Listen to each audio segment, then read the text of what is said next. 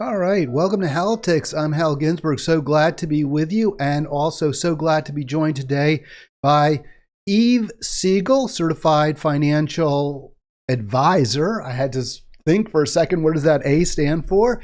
With Siegel Asset Management, and you can see he is going to present a view that hasn't been presented much on Halitics, where I often talk about my cataclysmic view of the future based on our continuing consumption of fossil fuels. Mr. Siegel, Yves Siegel, has a different view, a different perspective. We're going to discuss it with him and why he believes natural gas can be part of our energy future. Just a couple of quick announcements, though. Want to let folks know that I will be on tomorrow. Tomorrow will be the free-for-all rather than Friday. Friday I'm off, and then I'll be back again on Monday, hopefully with Arlen. He should be better. And also, the interview yesterday I did with Henry, Unaffordable, about housing in Cambridge, Massachusetts, is now posted. We had some issues with the audio, and I do apologize for those, but we did hopefully get them resolved by for today's broadcast with Yves.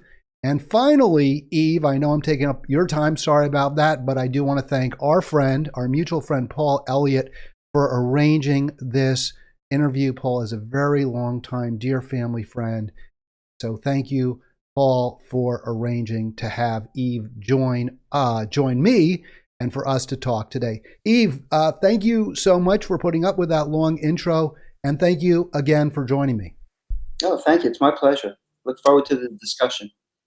Yeah, so we kind of went through this a little bit different views on the energy future. But real quick, if you want to share where you think we should be going to address I call it a climate crisis, others call it global warming. You may have a different term. I don't want to put words in your mouth, but how you see us moving forward in terms of energy. Well, thanks. I think we need to be pragmatic, realistic, and differentiate what is aspirational versus what is realistic. And clearly, I think we have issues with climate change, the specific implications or the consequences. I'm not sure are quite settled yet. But I think the goal of getting to net zero by 2050 is a very reasonable goal. But I also think that folks need to be somewhat pragmatic about it. Right now fossil fuels represents about 80% of the energy consumed globally, and clearly renewables are playing a more and more important role in our future, and I think that's terrific with wind and solar. But clearly, that those technologies have some issues as well, and I think where I say that we need to be pragmatic, and right now climate is getting some pushback because the policies in place are inflationary. I think as you look around the world, folks are concerned about affordability and reliability, and fossil fuels clearly, especially natural gas. When you think about $3 in the U.S. is affordable. Our natural gas is quite reliable, and it's available, and the world needs our natural gas. The other thing I would say too is how you said that we have a climate crisis. I would also say that the millions of folks that have no access to electricity are in a crisis as well. Burning dung or burning wood clearly is horrible in terms of pollution. And I remember from school, the Maslow hierarchy of needs. Your first needs are food and shelter, and I think that's something that needs to be addressed in terms of energy poverty around the world.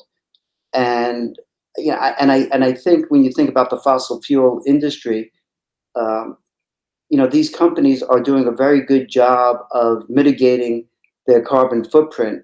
And by the way, they're also investing in money in renewables as well. But I really think that you need a concerted, all of the above, type of approach. And I also think that um, we're not going to eliminate fossil fuels entirely. You need you need oil, petrochemicals for a host of things such as medicine and our clothing is made out of oil. And then as it relates to natural gas, the IEA says that we need to invest $4 trillion annually to reach that net zero goal. I just don't quite understand why folks wouldn't be willing to invest money so that we can produce uh, fossil fuels that create zero carbon emissions. A couple of weeks ago, I spoke to one company uh, that is building a utility scale natural gas power plant that emits zero carbon through their technology. And essentially, they'll capture the carbon and sequester it, underground. And that produces zero carbon. So why wouldn't you want to invest in that kind of technology and use natural gas? I'll stop there, Hal, for just because I'm sure No, you that have. was great. No, that was a very complete discussion of your perspective here, and a couple of quick responses. But I do wanted to also, I mentioned this during the prep session beforehand. I presented this comment from my loyal listener and viewer Shade, who's been with me, following me for probably over a decade, definitely, and I appreciate it very much. Very intelligent. And I think he presented a view that is very similar to your own, which also made me glad to have you on, because I wanted to address this with somebody who shares that view. So I think we can go through this, but he basically said what you said, which is people need to survive. Energy and water are the two cornerstones of life, and many people on the planet don't have enough energy to survive. And as you mentioned, there are problems with renewables as well, such as the extraction of lithium, as Jade mentions there. So I think it captures your view pretty well, and you had agreed with that Yves. So I appreciate that. With regard to sequestration, I think there's a lot of fear that we can't trust the gas companies and the oil companies that have lied to us for 50 plus years, even about the likelihood of ever hotter temperatures. I think there's real fear that for-profit corporations can't be trusted. So you asked me why I think there's a question about that. I don't know how effective or how well sequestration really does work, and it may also be quite expensive. You do raise some really good points. My view would be, and I'll just say this real quick, the solution, we're getting a little bit of noise. I'm going to just turn off Yves' microphone when he's not speaking. My view is we can't ever transition without making fossil fuels relatively much more expensive than everything.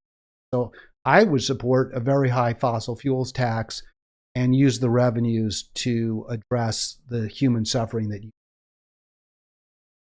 What is your reaction to that?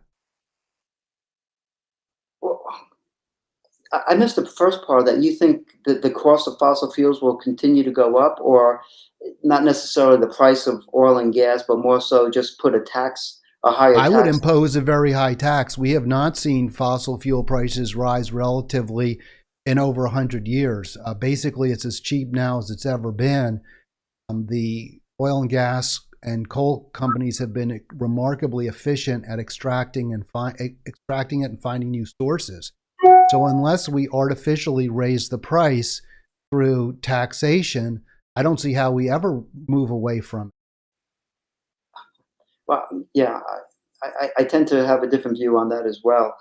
Uh, first, the premise that oil and gas prices are going to stay stable, I think is a misnomer, because the oil and gas companies, especially the U.S. companies that, by the way, have doubled production over the last 10 or 15 years, um, and globally, the world is just not investing enough money to sustain production. Uh, I think the first thing you have to remember is that natural resources are depleting. So every time you take the stuff out of the ground, you have to spend money to be able to replace it, and we're spending half of what we need to spend in order to sustain where production is. And there's just a few areas around the world where you actually have the resources to grow production. We're blessed in the U.S. that we have ample reserves, and right now I think the world is going to be a dangerous place, because we've basically passed the baton back to Saudi Arabia and the Middle East as it relates to crude oil. There's spare capacity right now because Saudi Arabia has taken oil, and Russia have taken oil off the market, at least through the end of the year.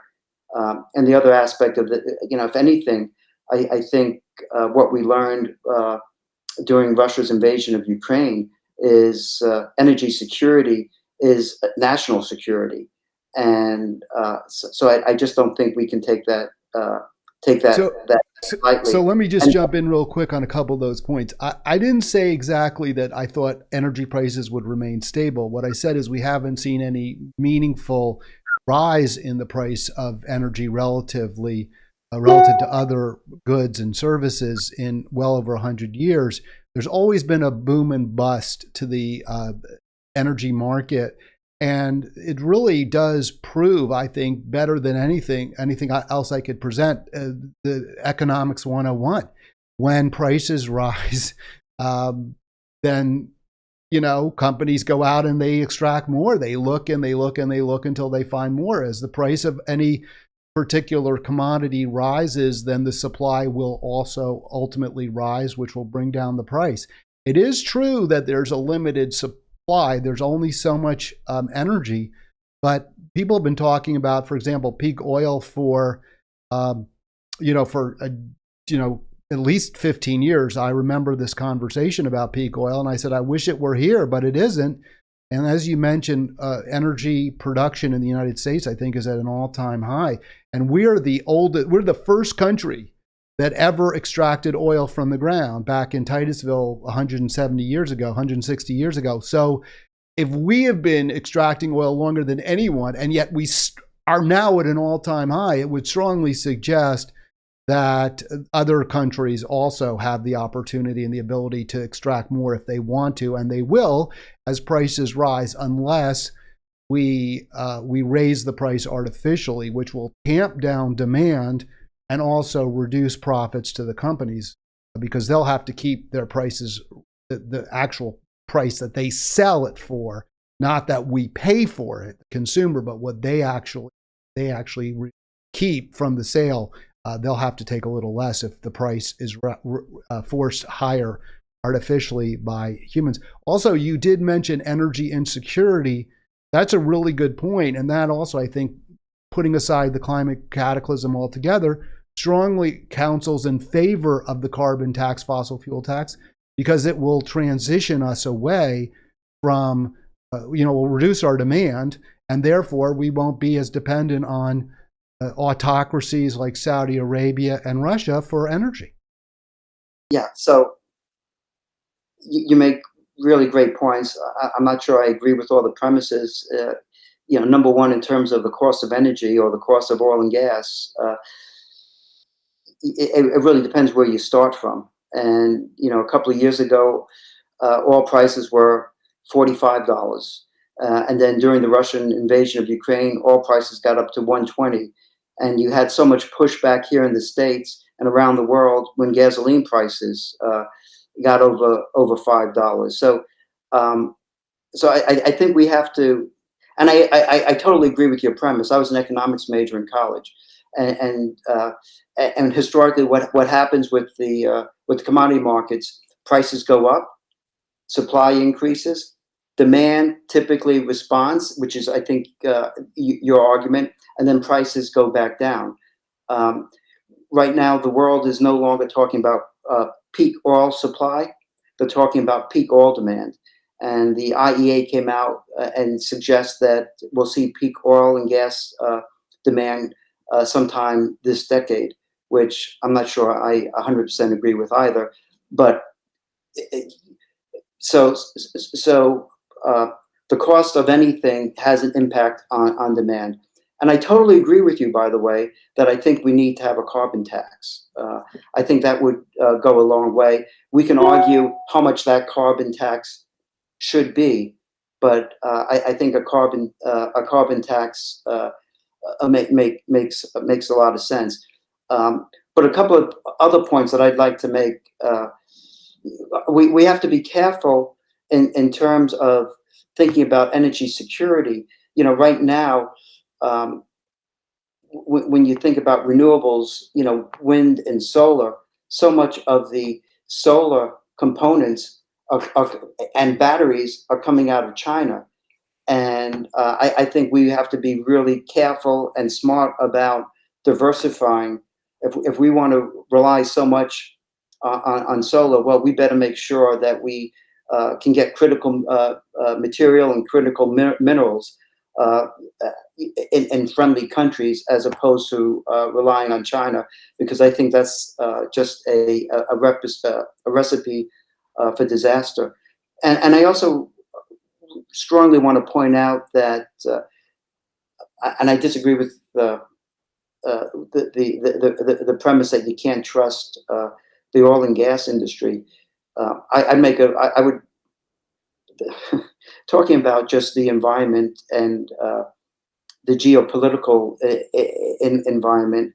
I have never ever been as frightened as I am today, because I think this world has turned to this notion that the end justifies the means, and that's a slippery slope. Because I think whatever your position, it just seems to me that everyone is shading the truth in one fashion or another to just put forth their position. And having followed the oil and gas industry for my whole career, I have seen a dramatic change in how the industry is operating. And I don't, and it shouldn't be lost when you think about the 35% reduction in carbon emissions in electricity generation from 2005 through 2021. I think that was the last time the Energy Administration had any statistics. Of that 35% reduction in carbon, 58% of that reduction was due to the fact that natural gas replaced coal. And so we have made a tremendous amount of progress in terms of reducing carbon emissions in the United States. And we're actually, producing renewable natural gas, taking the methane out of landfills and making natural gas from that. And California has a goal, at least Southern California, SoCal, of having 20% of their natural gas coming from renewable natural gas. So I just don't want to lose sight of the fact that the oil and gas industry is making strides in reducing the carbon footprint. And Hal, I think you would suggest this. I don't necessarily think it's just because overnight they had a change of heart. Clearly, they've had the pushback from the environmentalists and from folks that are really concerned about climate change, and they're responding to it, and they're pivoting to it. And the last thing I just want to say, and I think this is important, I disagree with certain statements that are made in the press. One is that because of the Biden administration, we're no longer U.S. energy independent. We are still independent. The fact that we still import oil is just because of the different grades of oil, and the refineries in the U.S. need some of that oil because we don't produce all of it. But we are energy independent. And number two, the reason why we're not producing more, or we're not drilling more for oil and gas in the United States, isn't necessarily because of high prices. It's not because the Biden administration is making it more difficult to permit new wells. It's because of pure capitalism. The oil and gas companies understand that they need to have good returns on capital deployed, and investors want to see them give more money back to them in dividends and stock buybacks. And so rather than pouring that money back in the ground, they're doing what gets their stock prices up, which is spending 50% of their cash flow and returning the rest to the shareholders. So that's I think the governor of why we're not seeing more oil production coming out of, or more drilling coming out of the U.S. right now. So wait, can you just explain that last statement? I was a little unclear what you were saying, that the economics right now favor less investment in extraction and production and more just paying higher dividends to your shareholders. Why is that now? Because I understood that, but what's the rationale for that decision? The rationale is that, for many years, the oil and gas companies outspent their cash flow, and you have that boom and bust cycle, in the energy industry, and the returns on the capital were very meager on the incremental investment. And the oil and gas companies have learned that what they need to do is, number one, make sure that they have high returns on capital invested. And the way to do that isn't to have your oil and gas drilling go up and down with commodity prices, because that engenders inefficiencies. So what you want to do is have a more stable drilling program over several years, as opposed to having the drilling program go up and down. And because the companies produce such horrible returns on capital, their stock prices were the worst performing group for several years. Now they've learned that if they just live within their cash flow, and in this case 50% of their cash flow, and not grow production, but what they're actually doing is maintaining production, other than Exxon and Chevron, which have stated that they want to grow their production, most of the rest of the industry are keeping their production flat to maybe growing a couple of percentage points. They've seen the response in their stock prices, and they've gotten the message from shareholders. So these companies. So clearly, it's still a very profitable industry and profitable for the top executives, et cetera. But again, if your concern is the planet and the habitability of it, that may not be something that is particularly salutary. With regard to, also, just going to say, in terms of production, and whether it's we're at peak oil or something like that. You mentioned peak demand, but 2023, as I understand it, is going to be the number one year in terms of consumption of fossil fuels ever, and that comes on the heels of 2022 being the number one year in terms of consumption worldwide. So it may be that the increase in demand is slowing, or even, as some are saying, plateauing. It's not clear to me that is true. We still have the growth of India to factor into that. But regardless, as you mentioned, even if we're looking at trying to be carbon neutral, I know that the goal was to have peak demand by 2030.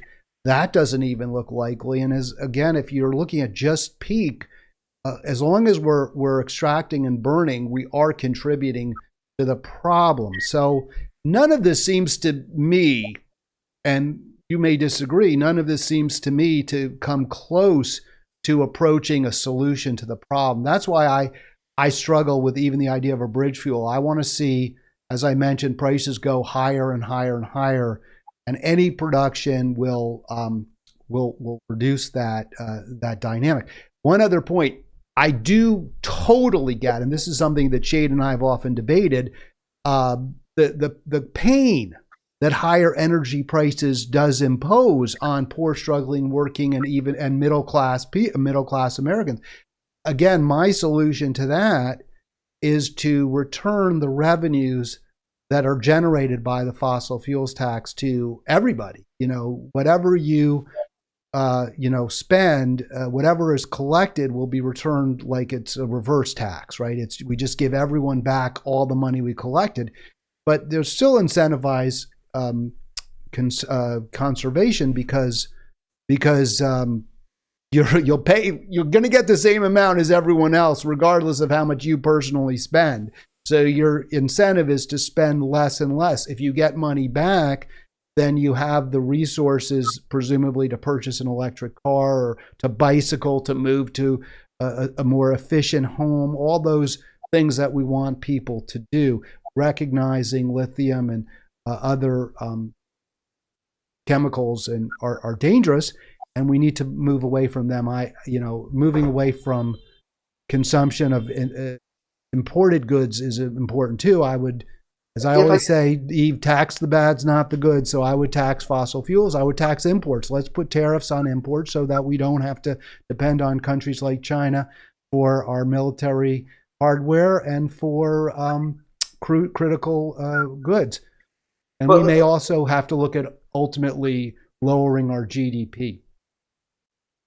Okay, I was talking over you a little bit. Now you go. I'm sorry. No. Yeah, I apologize for interrupting you. Not at all. You've been great. I thank you. I appreciate very much and I'm sorry now I'm talking, but let's say a cordial, collegial discussion between people who have different views. Oh, absolutely. Well, I mentioned it before we got on. I'm really interested in your views, and as you know, I'm an investor, and I need to be objective and understand both sides of the argument.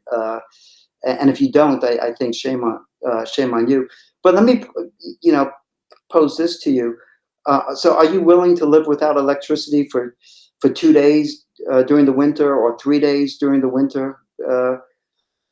That would be very, very challenging. I will say that. I mean, we've evolved in a very, very short time to living in a world where, at least if you're middle class or above in the United States, to a world of tremendous creature comforts that, for millions of years, humanoids didn't have. But I will answer it this way. I think if we had a world where there was far less wealth and income inequality, and we were all pretty much in the same boat, and there was a collective recognition that we had for our children and grandchildren's survival to reduce greatly our consumption, I think it would be palatable. Okay. Does that answer your question? That was a long-winded response. No, it absolutely do. I think most people would probably say no, but you qualified that, that answer. Yeah, I also want to shift gears, if it's okay with you. But before I do that, I think people need to recognize that if you shut off oil and gas, you are going to have situations where you just don't have enough electricity. Back in 2021, Texas had that problem when they had a very severe winter, and the renewables just weren't able to provide the slack. And by the way, also, natural gas, wells freeze up, so there was a major problem. But the bottom line is that we just don't have enough renewables that would allow us to be able to produce enough electricity. And and I know the other day you had discussions around MVP, but living here in New York, we have the real possibility that we could have brownouts because we don't have enough natural gas during the winter, and clearly California is sort of the poster child for having rolling brownouts for not being sufficient. But I did want to shift gears and just make it very, very clear that I think we have to continue to move with renewables, wind and solar, but we have to be pragmatic in that. Uh, not in my backyard is a problem with wind and solar, as well, and that's one thing. Permitting reform absolutely has to be front and center of legislation, because you're not going to be able to build the wind and solar facilities if we don't have permit reform. You need to be able to invest in the grid, and that means you need more transmission lines. Absolutely, have to be built. So, in order to live in this world where you don't have fossil fuels, which I disagree with, but you need to be pragmatic and recognize that you can't just blanket say, we're not going to change, how we permit for pipelines or for oil and gas. You also need to recognize that you need permitting reform for wind and solar as well. And just to go back to your point about taxes, you also have to recognize that unless you have a progressive tax, most taxes are regressive. And raising the cost of gasoline, hurts the people that can least afford it. So there's always collateral damage, and I tend to be a free market person. I think that's how you get the best. Let me just interrupt you there, because I am too. I really am too. I don't want to see government making calls as much as we can avoid it. To me, a fossil fuels tax, is a free market solution in several ways. First of all, it imposes cost of the burning of fossil fuels on the people who are doing it, consuming it. So to me, that is a free market solution. The market does not fully capture the costs that burning fossil fuels imposes. So taxing it is actually a free market solution. Also, what I really like about a fossil fuels tax is that it incentivizes all manner of clean green energy, and some may be more suited for certain areas. Wind is great in Texas, as is sun. Some areas you have hydropower, you have Hawaii, you have earth, whatever, from the lava, whatever you call that, thermo. I don't. Now I'm blanking on it, but it doesn't really matter. So to me, those are all much better than the government deciding we're going to put $5 billion into wind and we're going to put $3 billion into hydroelectric. I'd rather have people like you look at the economics and decide where to invest money. And just with regard to the progressivism or regressivity of taxes, it is true that when sales taxes are inherently regressive, but if you return the money to the American people, that regressive tax becomes progressive, because rich people consume far more fossil fuels than poor ones do. So when we tax rich people for driving, Hummers or whatever they're, heating, Al Gore flying around the world on his private jet, he's paying far more than a poor person is. And yet the poor person's going to get exactly the same amount back in their government check every rich person. Yeah, well, I think the implementation of that is going to be more difficult than you might think, and I think it's a mistake to not recognize that at the end of the day, the consumer always pays, because when the cost of making something goes up, it gets passed along to the consumer one way or the other. And I think this notion of how you redistribute income, I totally get it, is a huge problem. But you have to be very, very careful that the solution doesn't exacerbate the problem. Because I get it, jet fuel costs go up, so you know John Kerry's going to spend more for his private plane, and by the way, he can more than afford it. But Joe Blow, middle class, that wants to visit his mother in California or Florida is going to pay for it in higher costs to take a flight, and the other guy is going to pay for it by having to go to the gas station, and it's going to cost more to fill up his car. So I just don't think there's easy solution, and I think as it goes to to government subsidies, I think we still need government subsidies, because in order to get to that zero carbon world that we want to get to, it just costs too damn much without the subsidies. Now, wind and solar have come way down, but in order for industrial use, there's so many industrial processes that needs natural gas and oil. To be able to get there, you need to have the government subsidize some of these technologies that will get us there. Hydrogen is being looked at as a panacea. Well, the bottom line is green hydrogen costs are just way too much. So you need the subsidies to get the technology.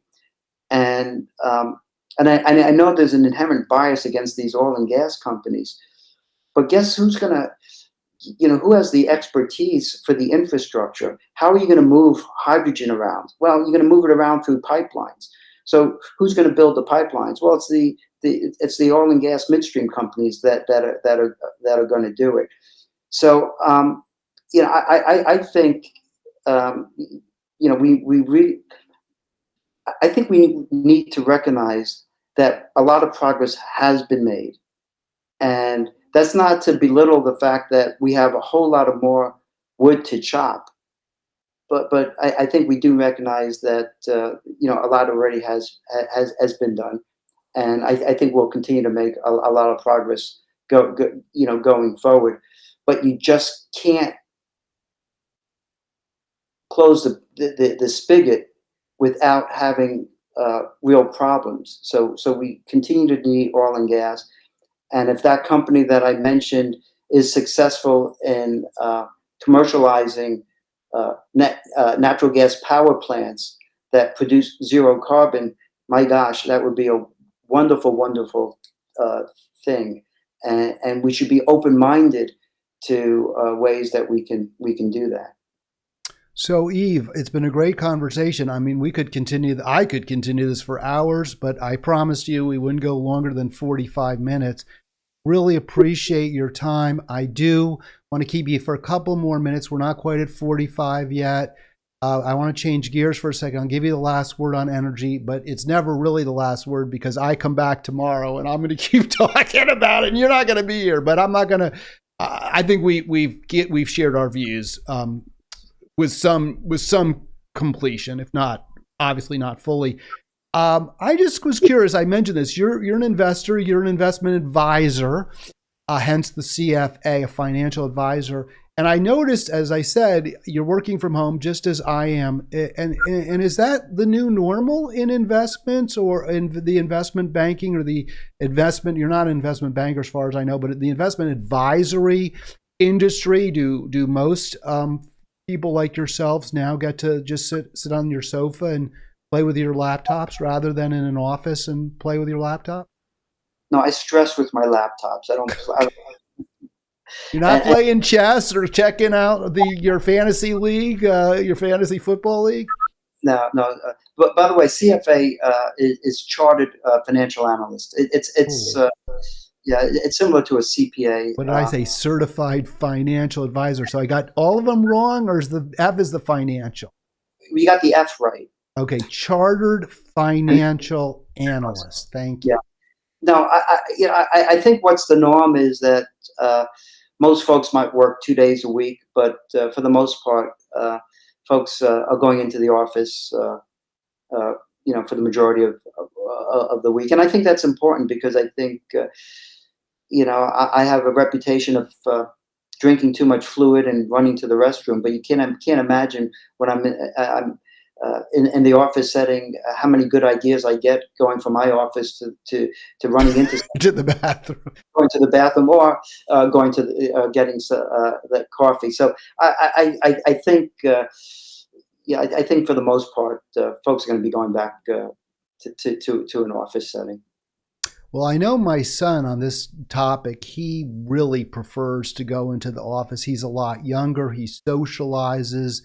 So I think he views it as part of his, way of connecting with others too, not just in a work, not just in terms of productivity, but in terms of just his be connecting with other people.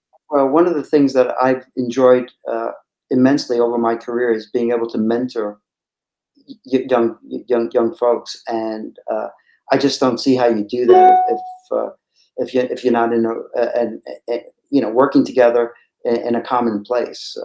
I feel badly. I think that was really lacking during COVID. I think mentoring is a really important responsibility of managers, and I think you only can do that if you're face to face. That's a great point, and analogous to that, both my wife and my other son, I have two sons. My younger son and my wife are teachers, and they will tell you how critical it is. As you said, mentoring, teaching is mentoring, mentoring is teaching. To be in that classroom, having that ability to be right in the same room and talking directly to, touching and seeing children. I'm an adjunct lecturer at Baruch University, part of the CUNY system here in New York, and yeah, for me, it's really important to make eye contact and to be able to wake kids up when they're sleeping during my lecture. So I think in person, classroom experience is It didn't really. go over my head. I caught the joke there. That was a good one. Thank you so much, Yves. It was a great pleasure to speak with you. I really enjoyed the back and forth. I think I learned a lot, and best to you. Hopefully, we'll get you back on at some point. I'll be back tomorrow. Thanks so much, Hal. I enjoyed it. Thank you. All right, my pleasure.